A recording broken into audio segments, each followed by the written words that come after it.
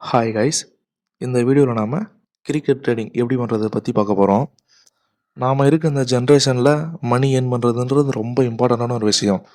அதுக்காக நாம் சூஸ் பண்ணுற ஒரு பாத்து கிரிக்கெட் அந்த ஒரு பேஸ்ட் வச்சு நாம் சூஸ் பண்ணுறோம். அதில் ஸ்பெசிஃபிக்காக ட்ரேடிங் பற்றி தான் இந்த வீடியோவில் பார்க்க போகிறோம். ஃபஸ்ட்டு கிரிக்கெட்டில் இருந்து எப்படி ஏர்ன் பண்ணுறோம் அப்படின்றத ஒரு 3 டைப்பாக நான் பிரித்து கொடுத்துருக்கேன். ஃபஸ்ட்டு ஃபேண்டசி டீம்ஸ் பொறுத்தவரை நாம் ட்ரீம் 11 விஷன் 11 அந்த மாதிரி சில ஆப்ஸை யூஸ் பண்ணி அதில் டீம்ஸ் க்ரியேட் பண்ணி அதன் வழியாக வின் பண்ணணும் அப்படின்ற ஒரு கான்செப்ட்டு. செகண்ட் பெட்டிங்னா என்னடான்னா ஒரு எக்ஸாம்பிள் வச்சு சொல்கிறேன். எம்ஐ சிஎஸ்கே அப்படின்ற 2 டீம் இருக்குது. அந்த 2 டீமுக்கும் ஒரு மேட்ச் நடக்குது. என்னோடய ஒப்பீனியன் வந்து எம்ஐ வின் பண்ணும். நான் என்ன பண்ணுவேன்டான்னா எம்ஐ மேலே என்னால் முடிஞ்ச அளவுக்கு 1K ஆர் 2K அந்த மாதிரி எம்ஐ மேலே நான் பெட் பண்ணுவேன். எம்ஐ மேட்ச் வின் பண்ணால் எனக்கு ப்ராஃபிட், இல்லை எம்ஐ மேட்ச் வின் பண்ணலை அப்படின்றான்னா எனக்கு லாஸ். இது பெட்டிங். நெக்ஸ்ட்டு ட்ரேடிங் பார்க்குறதுக்கு முன்னாடி பெட்டிங்க்கும் ட்ரேடிங்க்கும் என்ன டிஃப்ரென்ஸ் இருக்குது அப்படின்னு சொல்ல வரேன். பெட்டிங்னா என்னன்னா நாம் எந்த டீம் வின் பண்ணுமோ அந்த டீம் மேலே ஒரு குறிப்பிட்ட அமௌண்ட்டு பெட் பண்ணி விட்டுருவோம், அவ்வளோதான். ட்ரேடிங் பொறுத்தவரை மேட்ச் நடக்கும்போது இடையில பெட் பண்ணுவோம். ஒரு 3 டைம்ஸ் இல்லை 2 டைம்ஸ். அது வந்து மேட்ச்சுக்கு மாறும். இது ட்ரேடிங் பொறுத்தவரை இப்போதைக்கு இது போதும். நம்ம வீடியோ உள்ளே போக போக உங்களுக்கு ட்ரேடிங் பற்றி புரியும் ஈஸியாக. நெக்ஸ்ட்டு ட்ரேடிங்கில் மொத்தம் 4 ஸ்டெப்ஸ் இருக்குது. First pack, second lay, third book set, fourth last cut. இந்த 4 ஸ்டெப்ஸ் நம்ம கற்றுக்கணும். இந்த 4 ஸ்டெப்ஸ் நம்ம கற்றுக்கிட்டோம்னா ட்ரேடிங்கில் ஒரு பாதி முடிச்சிட்டோம் அப்படின்ற மாதிரி ஒரு அர்த்தம். நெக்ஸ்ட்டு நம்ம ப்ராக்டிஸ் பண்ண நமக்கு ஃபுல்லாகவே தெரிய வந்துடும் எப்படி நம்ம ட்ரேட் பண்ணணும் அப்படின்றது. ஓகேவா? அந்த 4த்தையும் பார்க்குறதுக்கு முன்னாடி சின்ன ஒரு பேசிக்கான விஷயத்தை பார்க்க போகிறோம். ஓகேவா? ஃபஸ்ட்டு இந்த மேட்ச்சில் 2 டீம் இருக்குது. Sydney Sixers, Perth Scorchers. ஓகேவா? Sydney Sixers, Perth Scorchers. ஒரு டீமுக்கு ஒரு பேக் ஒரு லேயர். சிட்னி சிக்ஸர்ஸ் பாருங்கள், ஒரு பேக் இருக்குது, ஒரு லே இருக்குது. பெர்த்து பாருங்கள், ஒரு பேக் இருக்குது, இன்னொரு லே இருக்குது. இது ஒரு பேசிக்கான ஒரு விஷயம், தெரிஞ்சு வச்சுக்கோங்க. நெக்ஸ்ட்டு 2.12, 2.14, 1.89, 1.9 இப்படி இருக்குல்ல. இந்த 4த்தையும் ரேட்ஸ்னு சொல்லுவோம், இல்லை ஆட்ஸ்னு சொல்லுவாங்க. நான் வந்து ரேட்ஸ்ன்னு சொல்கிறேன். இந்த ரேட்ஸ் வந்து மேட்ச்சு அப்படியே நடக்கும்போது மாறிக்கிட்டே இருக்கும். அது எப்படி மாறும் அப்படின்னு உங்களுக்கு டவுட் வரும். எப்படி மாறும்னா, இப்போ மேட்ச் நடக்குது. ஒரு எக்ஸாம்பிள் சொல்ல வரேன். சும்மா ஒரு எக்ஸாம்பிள், ஃபஸ்ட் எக்ஸாம்பிள் ஞாபகம் வச்சுங்க. இது 2 எக்ஸாம்பிள் சொல்லுவேன். ஃபஸ்ட் எக்ஸாம்பிள் இது. சிட்னி சிக்ஸர்ஸ் ஃபர்ஸ்ட் பேட் பண்ணுறாங்க. Perth Scorchers first bowl. ஓகேவா? சிட்னி ஃபர்ஸ்ட் பேட் பண்ணும்போது 5 ஹவர்ஸ்க்கு 100 ரன்ஸ் அடிச்சிட்டாங்க. நீங்கள் என்ன நினைப்பீங்க எந்த டீம் வின் பண்ணும் அப்படின்ட்டு? சிட்னி தானே வின் பண்ணும் அப்படின்னு மோஸ்ட்டாக நினைப்பீங்க. எந்த டீம் வின் பண்ணுறதுக்கு ஃபேவராக வருதோ அதனுடைய பேக் ரேட்டும் லே ரேட்டும் டிக்ரீஸ் ஆகும். நல்லா ஞாபகம் வச்சுக்கோங்க. வின் பண்ணுறதுக்கு ஃபேவராக வந்தால் அந்த ரேட்டுங்கிறது டிக்ரீஸ் ஆகும். அப்போது பெர்த் ஸ்காச்சர்ஸோடைய ரேட் என்ன ஆகும்? ஆட்டோமேட்டிக்காக இன்க்ரீஸ் ஆகும். அவ்வளோதான். இது ஃபஸ்ட் எக்ஸாம்பிள். செகண்ட் எக்ஸாம்பிள் வாங்க. செகண்ட் எக்ஸாம்பிளில் ஃபஸ்ட்டு சிட்னி பேட் பண்ணிட்டாங்க. ஓகே, 20 ஓவருக்கு ஒரு 120 ரன் அடிச்சிட்டாங்க. இவங்க வராங்க, பெர்த் ஸ்காச்சர்ஸ் சேஸ் பண்ணுறாங்க. ஒரு 5 ஹவர்ஸுக்கு ஒரு 60 ரன்ஸ் அடிச்சிட்டாங்க. இப்போ என்ன நினைப்பீங்க? எந்த டீம் வின் பண்ணணும்னு நினைப்பீங்க? பெர்த் தானே வின் பண்ணணும்னு நினைப்பீங்க. அப்போ என்ன ஆகும்? ரேட்டு டிக்ரீஸ் ஆகும். அப்போ பெர்த்தினுடைய ரேட்டு டிக்ரீஸ் ஆச்சுடான்னா சிட்னியினுடைய ரேட் என்ன ஆகும்? இன்க்ரீஸ் ஆகும். அவ்வளோதான். ஆட்டோமேட்டிக்காக அப்படியே வந்து மாறிக்கிட்டே இருக்குது. இப்போ உங்களுக்கு ஒரு டவுட் வரும். ஒரு எக்ஸாம்பிள் திரும்ப சொல்கிறேன். சிட்னி ஃபர்ஸ்ட் பேட் பண்ணுறாங்க, ஒரு 200 ரன்ஸ் அடிச்சிட்டாங்க. இப்போ பெர்த்து வராங்க, சேஸ் பண்ணுறாங்க. 19 ஓவர்ஸுக்கு 150 அடிச்சிட்டாங்க. இன்னும் 6 பாலுக்கு 50 ரன் அடிக்கணும். இது நடக்குமா? நடக்கவே நடக்காது. நீங்கள் என்ன நினைப்பீங்க? அந்த சமயத்தில் நாம் சிட்னி மேலே பெட் பண்ணி நம்ம கன்ஃபார்ம் தெரியும் நமக்கு சிட்னி தான் வின் பண்ணோம் அப்படின்ட்டு. ஏன்னா 6 பாலுக்கு 50 அடிக்கணும், பெருத்து அடிக்க முடியாது, சிட்னி டெஃபெண்ட் பண்ணுறாங்க. அப்போ நம்ம சிட்னி மேலே பெட் பண்ணி நாம் வின் பண்ணலாம்ல அப்படின்னு கேட்பீங்க. இது மேட்ச் வந்து முடிஞ்சு போன கணக்கு தான் இது. 6 பாலுக்கு 50 அடிக்க முடியாது. அப்போ பெர்த்து வின் பண்ணவே முடியாது, கன்ஃபார்ம்ட் ஆயிடுச்சு. பெர்த்து கன்ஃபார்ம் வின் பண்ணலன்னா யார் வின் பண்ணுவா?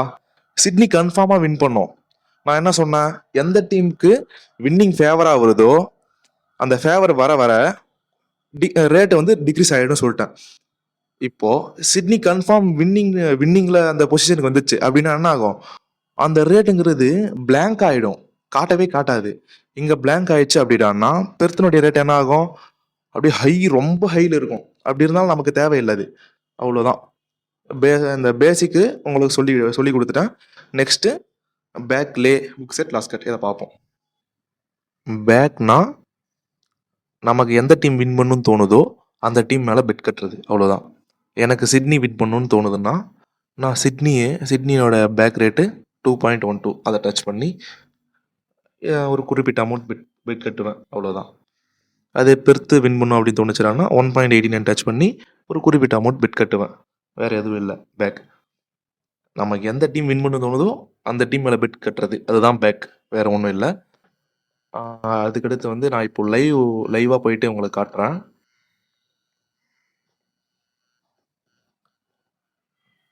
ரேட்ஸ் இருக்குது, பார்த்துக்கோங்க. Sydney okay. இப்போ நான் வந்து பெட் பண்ணலை.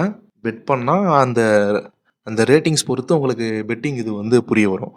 எங்கள் 2.04 இருக்கா, சிட்னியோட பேக் 2.04. எனக்கு வந்து சிட்னி தான் வின் பண்ணணும்னு எனக்கு இப்போ தெரியும். 2.04 மேலே 100 rupees பெட் பண்ணுறேன், ஓகேவா. 100 rupees பெட் பண்ணும்போது சிட்னி வின் பண்ணால் எனக்கு ப்ராஃபிட் வந்துடும், அது எனக்கு தெரியும், அதை விட்டுருங்க. ஒருவேளை பெர்த்து வின் பண்ணால் நான் கட்டின இன்வெஸ்ட்மெண்ட்டு எனக்கு லாஸ் ஆகிடும். நான் எவ்வளோ கட்டினேன், 100 rupees கட்டினேன்னா, அதனால தான் எங்கள் பெர்த்தில் 100 rupees மைனஸ் ஆகிருக்கு. இங்கே பாருங்கள், சிட்னியில் பாருங்கள் 104 இருக்குது. ரீசன் என்ன, 2.04 இருந்தது, இப்போ 2.02 வந்துச்சு. 2.04 -1 ஞாபகம் வச்சு, எப்போவுமே ஞாபகம் வச்சுக்கணும், -1, ஓகேவா. 2.04 -1 1.04. அப்போது 1.04ன்னு இருக்காங்க ரேட்டு, இதுதான் ஆக்சுவல் ரேட். இன்ட்டு நம்ம எவ்வளோ கட்டுறோம், 100 rupees. 1.04 × 100னா 104. அதான் இங்கே ப்ராஃபிட்டாக காமிக்குது, ஓகேவா. இப்போ நான் வந்து பெர்த்து வின் பண்ணுற மாதிரி அந்த மாதிரி வச்சு உங்களுக்கு காமிக்கிறேன். 1.97 இருக்கா, அது மேலே 100 rupees பெட் பண்ணுறேன். பெர்த்து வின் பண்ணால் எனக்கு ப்ராஃபிட், அதை விட்டுருங்க. இன்கேஸ் சிட்னி வின் பண்ணால் நான் எவ்வளோ கட்டினேன், 100 rupees பெட் பண்ணேன்னா அந்த 100 rupees மைனஸில் இருக்குது, அதான் சிட்னி வின் பண்ணால் எனக்கு லாஸ் ஆகிடும். ஒருவேளை பெர்த்து வின் பண்ணால் 97 rupees ப்ராஃபிட் வரும். ஏன் 97டான்னா இங்கே 1.97 இருந்தது, இப்போ 1.98 இருக்குது. 1.97 என்ன சொன்னேன், 1 லெஸ் பண்ண சொன்னேன்னா 1.97 -1 0.97.